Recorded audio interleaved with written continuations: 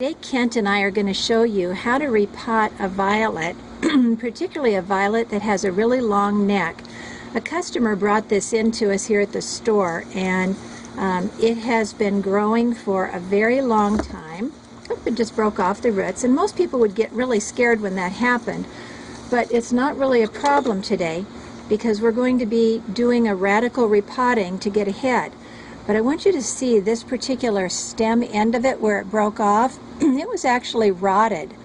And you can see on the top side of the plant how the leaves have gone from being very big to being shrunken, which is often a sign that the plant is not really doing very well and there's something wrong. So we're going to go back down underneath, and I'm going to cut through this stem here. And if you look at this stem right in here, you can see some dark spots. That is the rot that's starting. It's just those dark shadows. And you can cut higher on it, and then you start getting to better, healthier tissue. Although we still have kind of some curious dry stuff right in there.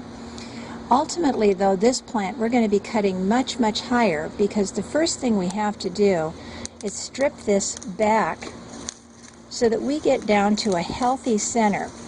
We're going to be able to get well above the rot in this plant because it was just getting started. But you can see I'm just taking off handfuls of leaves. And I know that there are some nerds out there who would want to save every single leaf. But in this case, these are very old leaves. They are well past the point of blooming, and I don't think they would propagate very well at all. So all of that's coming off, and we're getting down just to a nice, neat little center. Throwing all of that away. I'm also going to take off all of the flowers, because any flowers are going to fade really quickly once we're doing this. They just can't last through this process. And I'm cleaning up all of the dead tissue. And now I'm going to take a clean knife, not one that was exposed to the rot, because that would reintroduce rot into the system. And I'm going to cut, leaving a stem here. It's about 1 inch long. And then I'm just gently going to take this same clean knife, and I'm just going to strip off some of those stubs, just enough to smooth it down. You don't want to leave leaf stubs, because there's a possibility that you would have a growth point there that would quickly start producing suckers, and we don't want that to happen. I'm actually going to take that just a little further off, because I want to get to a point where I can really just set this down pretty square in the soil. So I'm going to cut it off to about there. When I set it into the soil, I'm going to set that straight down, and that plant will very quickly start shaping up. Throw all of this old stuff away, and then we have to get our pot ready. And I'm going to put this in a 4-inch pot. It has been in a 6-inch pot. I'm taking it to a smaller size. This grower didn't know very much about it, and the previous soil was very, very hard soil. You couldn't begin to push your finger all the way down to the bottom, which is their sure test of good soil. So we're going to switch and put it in a much better quality soil. This is the violet potting mix that Kent and I use. Kent, you can say hi. Hi. That's enough. That's enough, okay.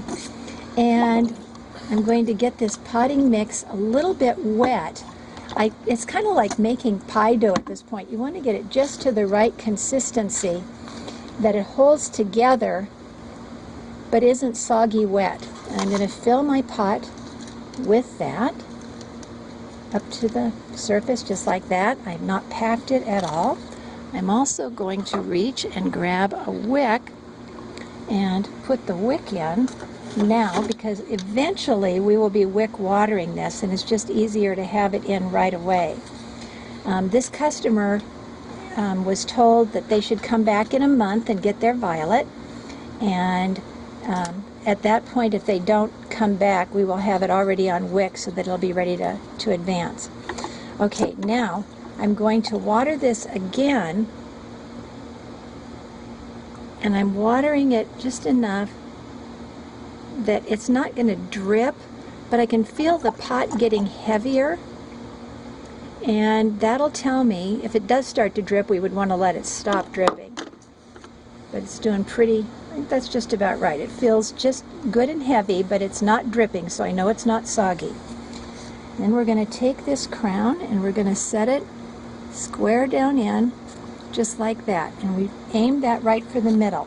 Now, right now, it's aiming off to the side, but as it gets under the lights, it's going to flatten itself back up and it'll be just fine. Now, this is the next step, and maybe the most important thing, is to put it into a plastic bag. We're going to put it in this bag. I'm going to start by kind of making a boat and setting it down in, and then bringing that up around. And Kent, do you know where there's a twist tie? Kent is giving us a shaky camera. Okay, and I use a twist tie. I know a lot of nerds like to use the Ziploc bags, and those work great too. And then I blow inside the bag.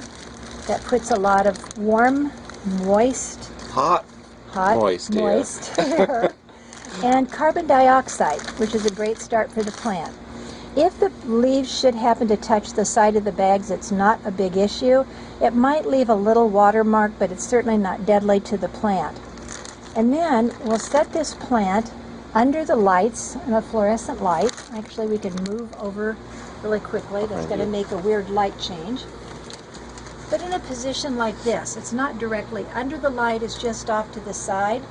And I'm going to position it so that that tip where it was leaning over, that it's going to bend back now going toward those lights, and that'll help it shape in the next month. And give it 1 month under lights like this, and it's going to be well rooted again.